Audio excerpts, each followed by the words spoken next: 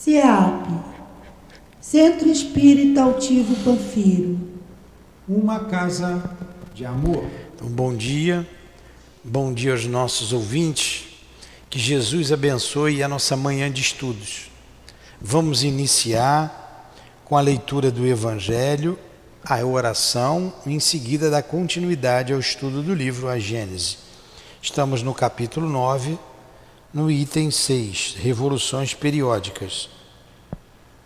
Vai, Edilene.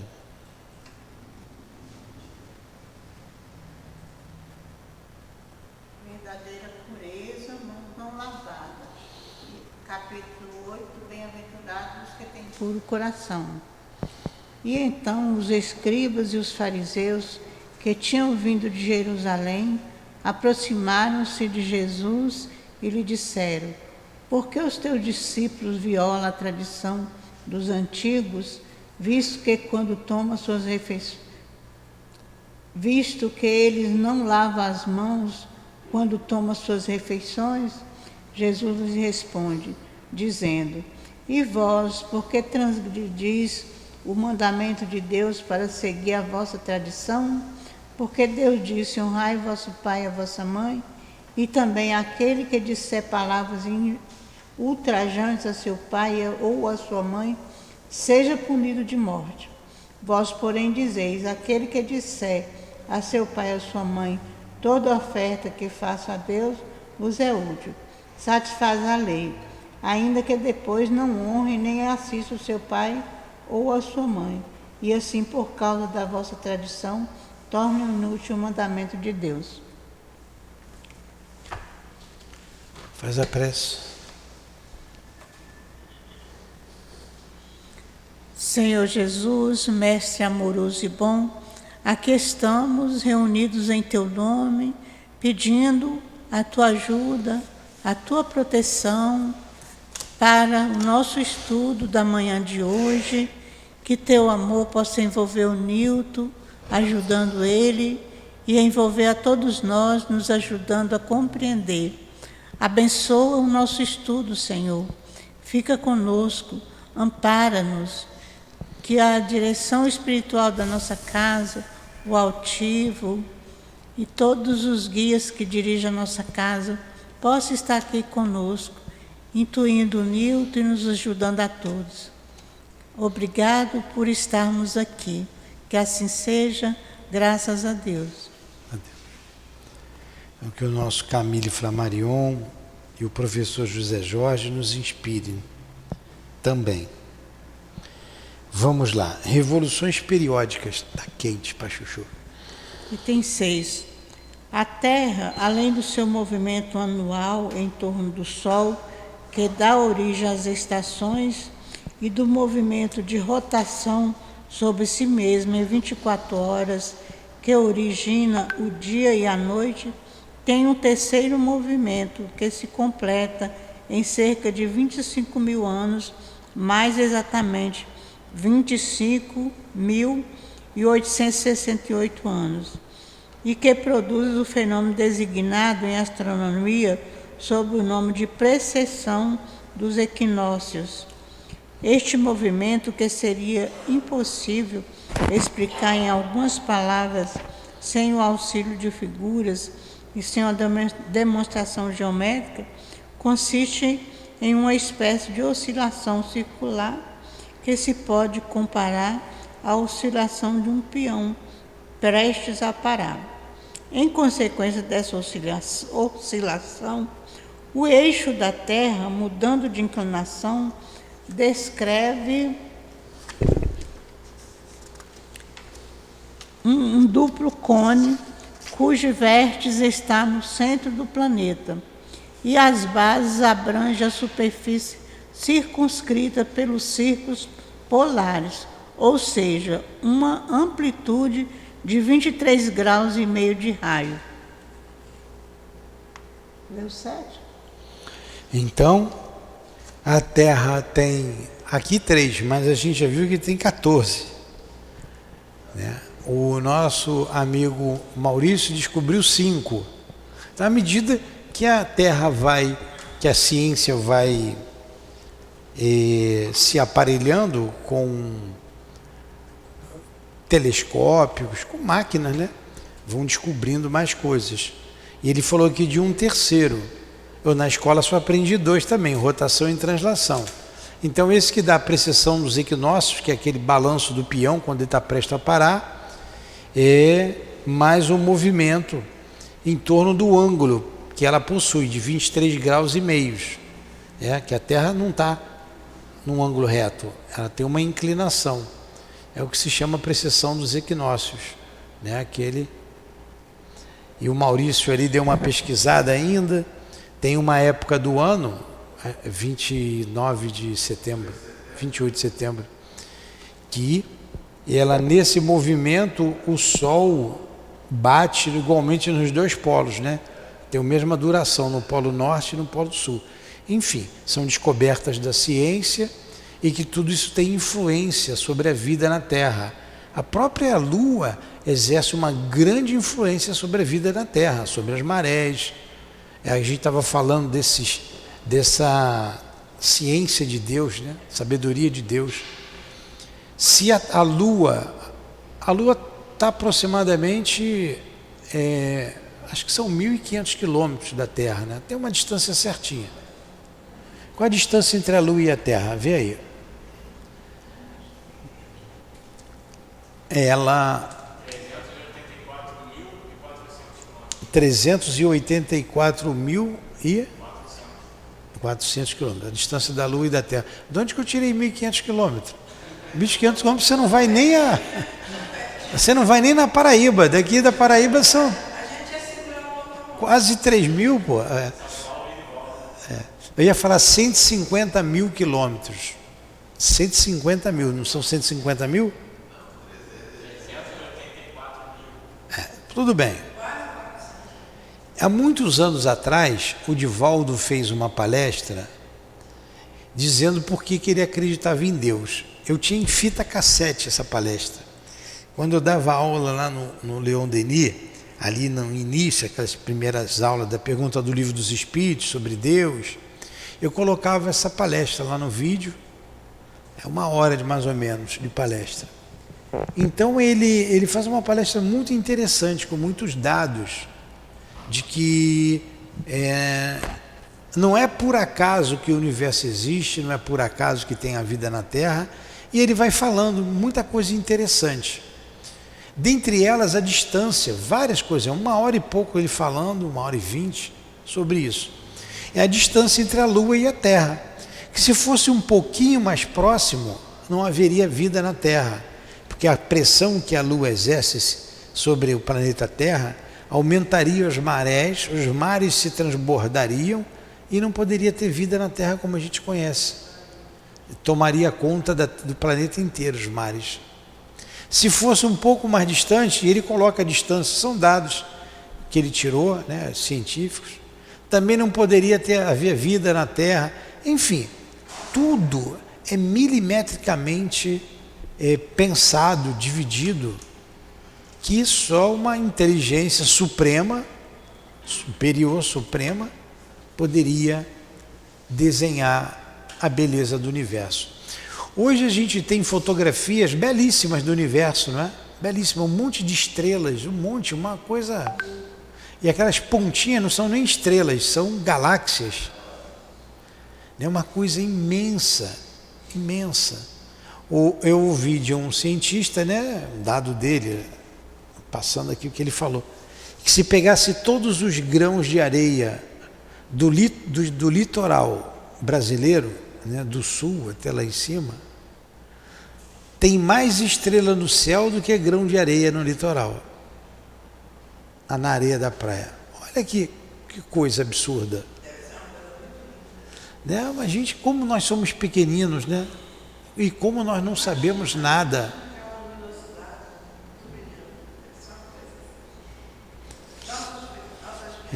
Então, tudo bem. Como a gente não sabe nada, vamos continuar aqui, lendo aqui. Vai lá, Conceição.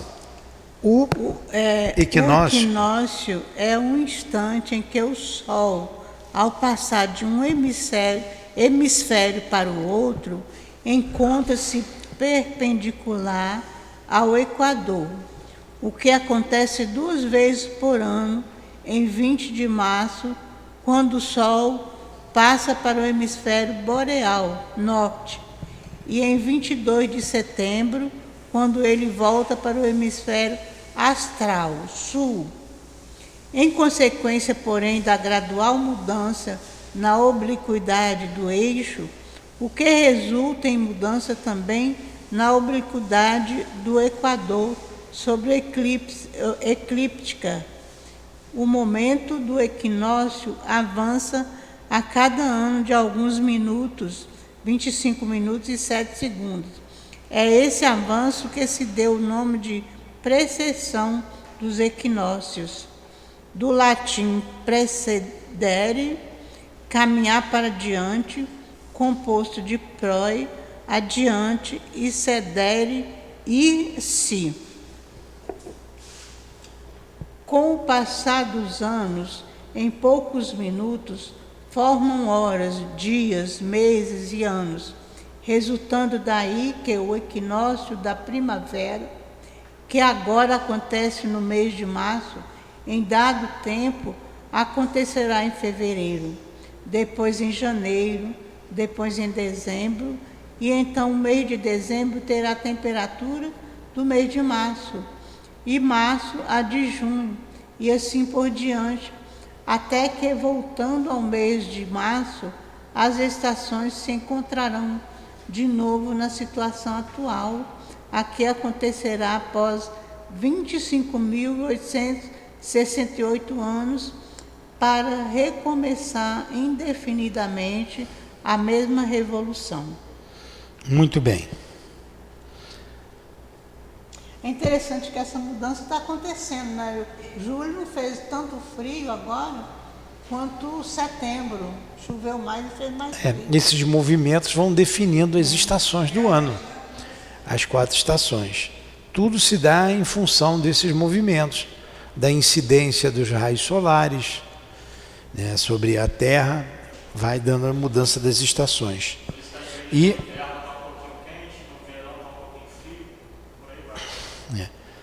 isso aí tudo vem acontecendo, esse negócio aqui de desmatamento, alterando o clima, é tudo papo furado. Tudo vem da revolução do globo, dessa mudança de eixo. Dizem que está mudando, né? E essa mudança já ocorreu outras vezes, está na época de acontecer novamente. Enfim, vamos continuar embarcado na nave e esperar o que vai acontecer. A ciência já sabe bastante coisa. Desse movimento cônico do eixo, resulta que os polos da Terra não têm sempre diante de si os mesmos pontos do céu, que a estrela polar não será sempre estrela polar, e que os polos gradativamente se inclinam mais ou menos para o Sol e recebem deles raios mais ou menos diretos, onde se segue que a Islândia e a Lapônia, que é a Finlândia, por exemplo, localizados sobre o Círculo Polar Ártico, poderão em dado tempo receber os raios solares como se estivesse na latitude da Espanha, da Itália, e que no extremo oposto, a Itália e a Espanha poderão ter a temperatura da Islândia. E assim por diante a cada reinício de período de 25 mil anos. A Islândia é um paizinho pequenininho no meio do gelo. No meio do gelo. Como é que eles vivem ali, né? Uma vez tinha uma pessoa que ouvia o rádio, e do rádio ele pegava as estações, lá na Islândia, pegava a reunião pública do Leon Denis. E ele falou, ele se comunicou com o altivo, ele pegava, conseguia pegar a rádio Rio de Janeiro, e pegava... aí tinham algumas curiosidades, que na época, né, a prisão lá estava 40 anos fechada, não tinha problema de crime na Islândia. É um país gelado, né? País frio, uma sociedade diferente. Então esses movimentos do globo faz com que em determinados locais tenha gelo, outros locais desertos, outros locais concentração de águas, chuvas intensas. Tudo isso aí se dá por essas revoluções do globo. 19, né? As consequências desse movimento não puderam ainda ser determinadas com precisão, uma vez que só foi possível observar uma pequena parte da sua revolução. Assim, não há mais do que suposição a esse respeito, das quais algumas têm uma certa probabilidade.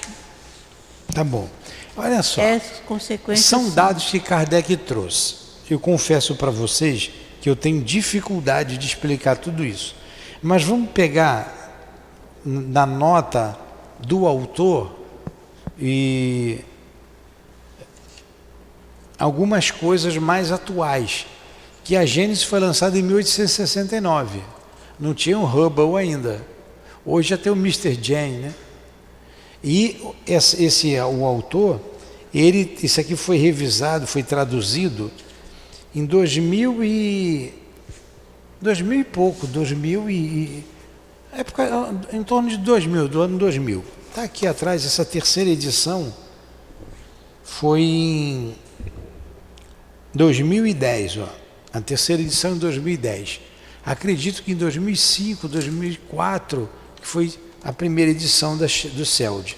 E ele colocou aqui algumas coisas mais atuais.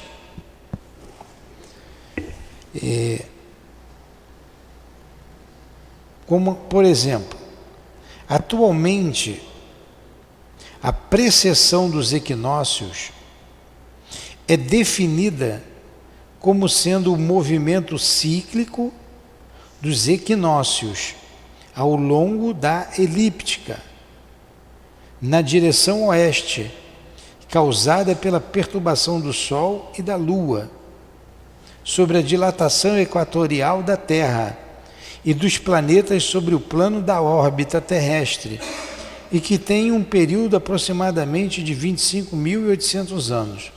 Quer dizer, essa explicação dele aqui ficou mais complicada ainda, né? Mas ele está dizendo que é esse movimento do peão, que tem um ângulo de 23 graus.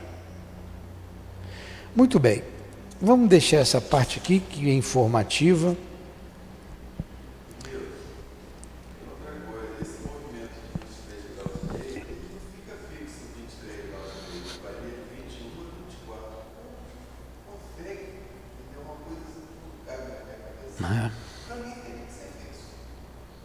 Ele oscila. Pois é. Então vamos lá. Ele diz que a consequência de tudo isso é que, primeiro, o aquecimento, o resfriamento alternado dos polos e, consequentemente, a fusão dos gelos polares durante a metade do período de 25.000 anos e a sua nova formação ao longo de outra metade desse período, de onde resultaria que os polos não estariam condenados a uma esterilidade perpétua, mas a seu turno também desfrutariam dos benefícios da fertilidade. A gente vê hoje blocos imensos de gelo se desprendendo dos polos, das calotas polares. Aí dizem, né, aí alguns usando, até políticos, que o planeta está aquecendo por causa do efeito estufa. Aí ganha-se dinheiro com isso, que a Amazônia é o pulmão do mundo e o Brasil, enfim, essas balelas todas, né, que é igual a história de Papai Noel e de moleque saci, tudo com interesse. Na verdade, sim, está mudando o clima, e está dizendo aqui é cíclico, por causa desses movimentos que o planeta apresenta. Basicamente é isso que ele está dizendo. Eu não sei esse linguajar complexo aqui, uma linguagem científica, eu não sei traduzir. Eu sei que o equinócio é esse do peão, que está parando. E isso influencia no clima da Terra. E que isso se dá de 25.000 em 25.000 anos. Tá? Número 2. o deslocamento gradual do mar, que invadia pouco a pouco algumas regiões, enquanto descobria outras para abandoná-los de novo e voltar ao seu antigo leito, esse movimento periódico, renovado indefinidamente, constituiria uma verdadeira maré universal de 25 mil anos. Isso a gente tem visto, né? O mar entrando em vários litorais, né? Tomando, as casas são tiradas, chegam para trás e o mar vem entrando, por causa desse movimento da terra. É igual um balde d'água, você bota um pouco d'água no fundo, você inclina, a água vem para cá, você inclina para o outro lado, a água vai para o outro lado, o que estava molhado fica seco, o que estava seco fica molhado, fica com água. É o mesmo princípio. A lentidão com que se realiza esse movimento do mar torna-o quase imperceptível para cada geração, mas ele é sensível ao longo de alguns séculos. Esse movimento não pode causar nenhum cataclismo súbito, porque os homens se retiram de geração em geração à proporção que o mar avança e ocupa os terrenos de onde o mar se retira. É a esta causa, mais que provável, que alguns cientistas atribuem a retirada do mar de certos litorais e a sua invasão em outros. O deslocamento lento, gradual e periódico do mar é um fato confirmado pela experiência e atestado por numerosos exemplos de todos os pontos do planeta. Ele tem como consequência a manutenção das forças produtivas da Terra. Essa longa imersão é um período de repouso para o solo, ao longo do qual as terras submersas recuperam os princípios vitais gastos em um também longo período de produção. Os imensos depósitos de matérias orgânicas, formados pela permanência das águas durante séculos e séculos, são adubos naturais periodicamente renovados, e as gerações se sucedem sem se aperceberem destas mudanças. Interessante isso, né? O solo vai ficando esgotado, ele se renova com tudo isso. É que a gente não pegou 25 mil anos. Como é que você vai perceber? Para a gente é coisa pra caramba. Por isso que ele colocou aqui a inundação, o dilúvio, fala de Noé, da arca de Noé, enfim. Então tem períodos diluvianos. Agora, quanto tempo tem isso aí? A gente não... pela geologia, pelo estudo do solo, mostra que já foi ali uma área inundada. Aqui, a gente está aqui, o quê? Uns 5 quilômetros da praia. 5 quilômetros mais ou menos, de linha reta dá uns 5 quilômetros. Ou um pouquinho mais, 7. A gente mediu aqui. Poxa, tem concha do mar aqui, pô. A gente cava ali, acha a concha do mar.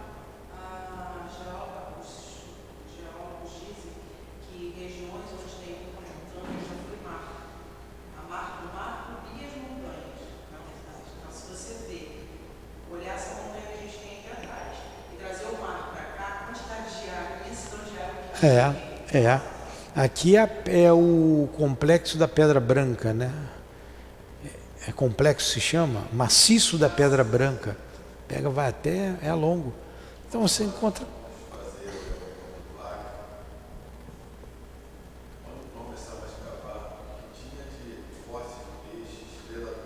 Aonde? No Acre?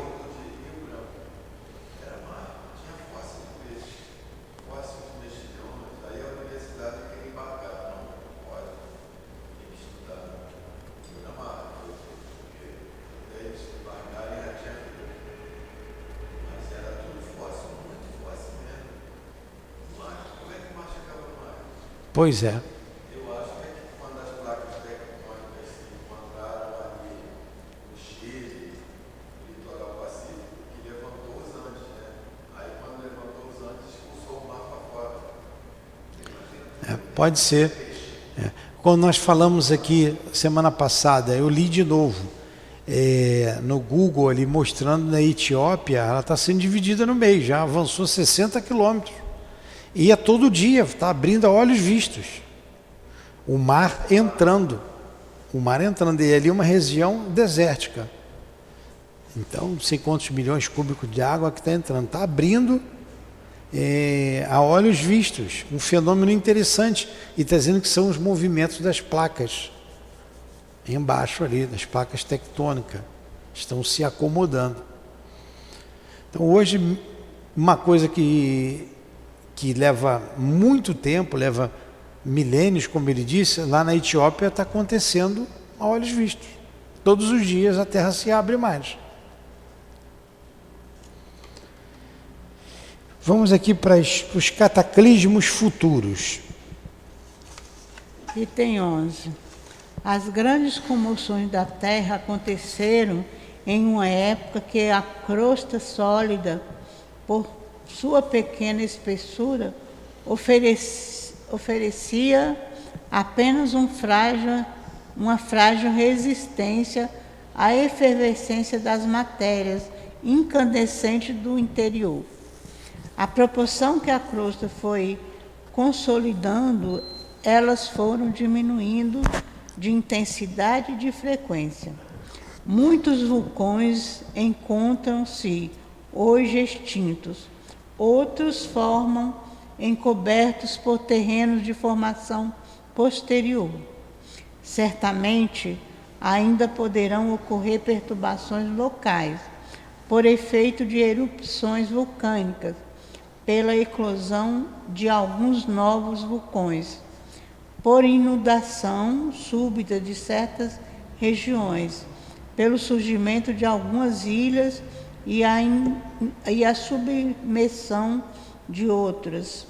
Porém, passou o tempo do cataclismo gerais, como os que marcam os grandes períodos geológicos.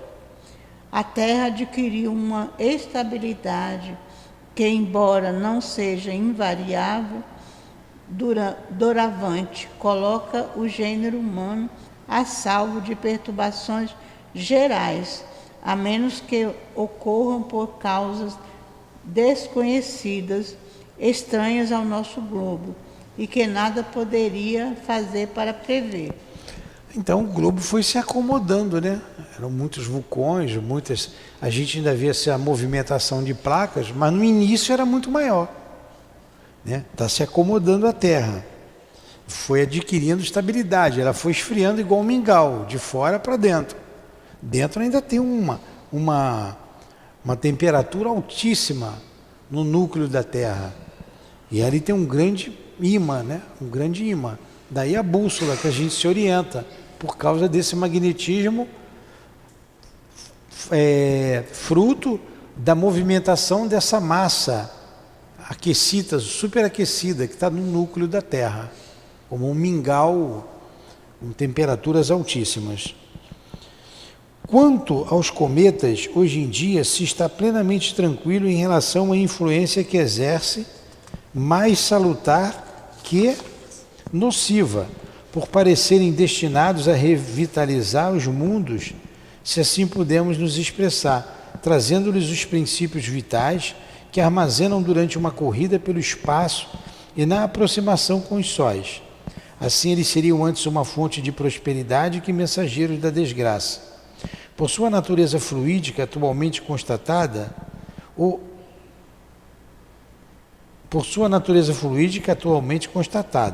capítulo 6, item 28. O receio de choques violentos deve ser afastado, uma vez que, se um deles viesse de encontro à Terra, esta o atravessaria, como se passasse através de um nevoeiro. Menos temível é a sua cauda. Ela não é mais que o reflexo da luz solar na imensa atmosfera que envolve, tanto assim que se acha sempre envolta para o lado oposto do Sol, mudando a sua direção de acordo com o posicionamento do cometa em relação àquele astro. Essa matéria vaporosa também poderia, em virtude da rapidez da sua marcha, formaram uma espécie de cabeleira, como a esteira deixada por um navio em movimento ou a fumaça de uma locomotiva. Aliás, muitos cometas já se aproximaram da Terra, sem lhes causarem qualquer dano. Em virtude da grande diferença de massa, a Terra exerceria sobre o cometa uma atração maior do que o cometa sobre a Terra. Somente resquícios de velhos preconceitos podem fazer com que a presença de um cometa inspire terror. Falou aqui dos cometas que a gente estudou na aula passada, que são restos, né, uma teoria de outros planetas, é de formação rochosa e tem uma cauda que são gases. E quando fosse aproximando do Sol, aqueles gases se dissipariam. Teve teorias da formação da Terra como um grande cometa que se chocou com o Sol, e daí aí surgiram algumas teorias, né, sobre a formação da Terra e dos outros planetas. Aí já se sabe que isso é impossível, porque por causa dos gases, aquela cauda são gases que se aproximasse do Sol, derreteria, sumiria. Agora aqui a gente leu que esses cometas não fazem mal à Terra. E realmente, toda hora tem um cometa se aproxima da Terra, acho que é para chamar a atenção, né? E passa direto. Não se choca com a Terra. As leis. Né? As leis. Vocês têm alguma colocação para fazer? Vamos terminar esse pedacinho aqui, que só falta um pedacinho. São dados astronômicos, que eu confesso de novo, não é só a minha, de vocês também, né? Da compreensão plena de tudo isso aqui. Vamos lá, continua aí. A possibilidade da colisão da Terra com outro planeta, vai de lá. Aonde que está? É a 13 agora. 13. A possibilidade da colisão da Terra com outro planeta também deve ser relegada para o rol das hipóteses quiméricas. A regularidade, a invariabilidade das leis que presidem os movimentos dos corpos celestes suprime toda probabilidade de um tal encontro. A Terra, no entanto, terá um fim. Como? Isso é impossível de prever, mas visto que ela ainda está longe da perfeição que poderá alcançar e do envelhecimento que seria um sinal de declínio, os seus habitantes atuais podem estar certos de que tal fato não ocorrerá em época. Capítulo 6, item 48. Pode continuar, pastor? Vai. Fisicamente, a Terra teve as convulsões da sua infância. Agora entrou em um período de estabilidade relativa do progresso pacífico, que se realiza pelo retorno regular dos mesmos fenômenos físicos e o concurso inteligente do homem. Porém, ela ainda está em pleno trabalho de gestação do progresso moral. Aí residirá a causa de suas maiores comoções, até que a humanidade haja crescido o suficiente em perfeição, pela inteligência e pela observância das leis divinas. As maiores perturbações serão causadas mais pelos homens que pela natureza, isto é, serão antes morais e sociais do que físicas. Então, essa preocupação que o mundo vai acabar, isso não vai acontecer. Esse término, esse período, é um período moral. A gente está passando, vai acabar um ciclo. A gente está encerrando um ciclo. Jesus previu, falou no Apocalipse, e a gente não sabe, na verdade, quando isso vai acontecer. A gente está no meio aí de um turbilhão. Quando isso, na verdade, vai acontecer? A gente não sabe. Né? Nem Jesus previu com exatidão o período que vai acontecer. Pelo que a gente está vendo, a gente está no meio do apocalipse, né? Tá uma confusão medonha no planeta inteiro. Então é uma mudança antes moral, ética, do que física. Embora fisicamente há mudanças, como a gente viu aqui, por causa dos movimentos da Terra. E um dia a Terra vai acabar, então a Terra vem se modificando, ela vem se transformando desde o seu princípio. No princípio não tinha vida, então ela vem se transformando, até que um dia não vai poder mais existir. Ela vai vai acabar. É igual o corpo físico. A gente não vê, o corpo físico, a gente não vê quando está conosco ele se acabando. Até que a gente está ficando velho dá para ver, né? Que já não dá, muita coisa não dá mais. Mas o corpo, quando vai para a Terra, ele se desfaz, ele se transforma em gases, a água é absorvida pelo solo, enfim. Os planetas têm o mesmo princípio. Como nós dissemos, tudo que está no macro está no micro. Porque o macro é formado por micro, também por átomos. E tem um princípio e um fim. A Terra as estrelas irão se apagar, a Terra vai terminar. Mas ela termina e esses elementos são agregados novamente para a formação de um outro planeta, de outros mundos. É cíclico isso no universo inteiro, não só no planeta, mas na galáxia e no universo inteiro, o mesmo princípio. É a unidade divina, né? As mesmas leis para todo o universo. As mesmas leis, as leis de Deus são as mesmas para o universo inteiro. São imutáveis, não mudam. O homem é que vai se desenvolvendo e vai tendo acesso, conhecimento, à lei.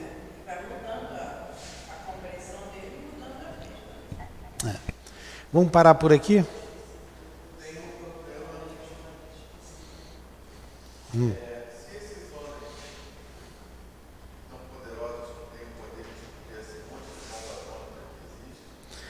É uma pergunta, né? Tem várias teorias, né, sobre isso aí. Mas essa pergunta todo mundo faz. A pergunta é a seguinte, vou repetir para quem nos ouve entender.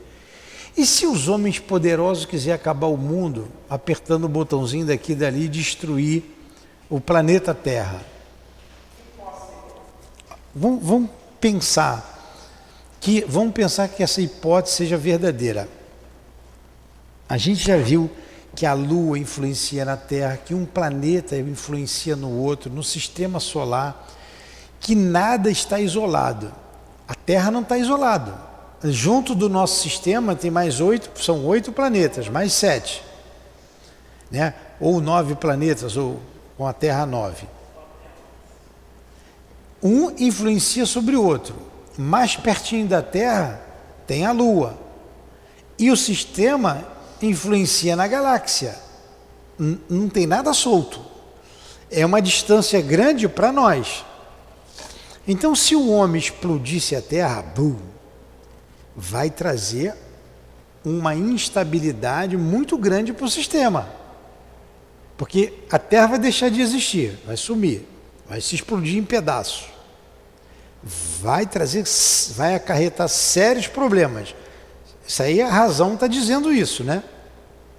Que vai, em consequência, acarretar problemas para o equilíbrio da galáxia.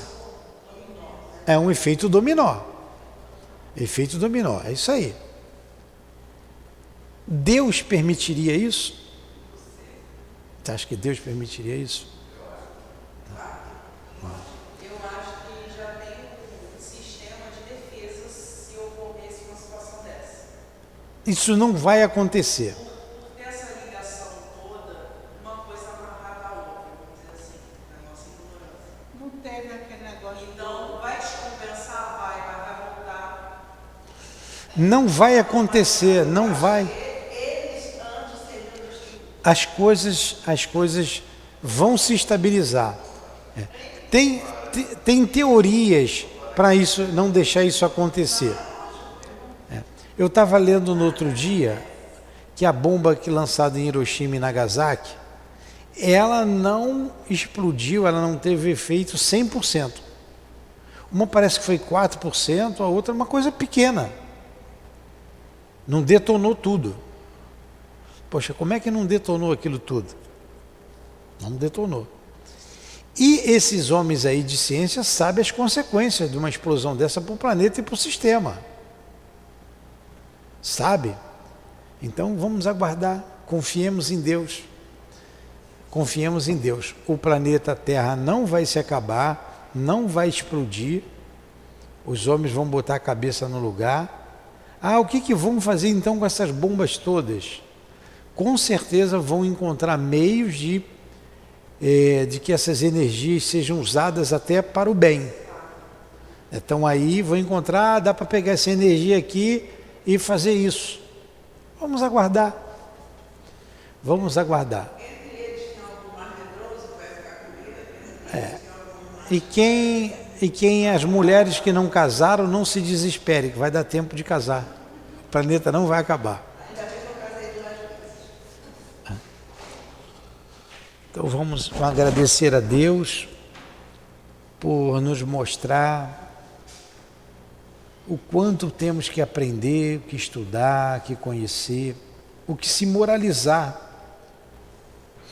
Obrigado, Allan Kardec, pela sua visão, capacidade, não somente moral, mas intelectual, trazendo essa obra tão interessante e que a nossa pequenez ainda não consegue compreendê-la no seu todo. Obrigado aos espíritos guias da nossa Casa de Amor, ao Altivo, às irmãs queridas, a Camille Flammarion, ao professor José Jorge. Muito obrigado a todos. Despeça-nos em nome da tua paz e do teu amor, Senhor, e que seja em nome desse amor que vibra nesta casa, em nome do Altivo e desses guias amorosos, em nome do nosso singelo amor, e que pedimos a devida permissão a Deus, a Jesus, para encerrarmos os estudos da manhã de hoje. Que assim seja.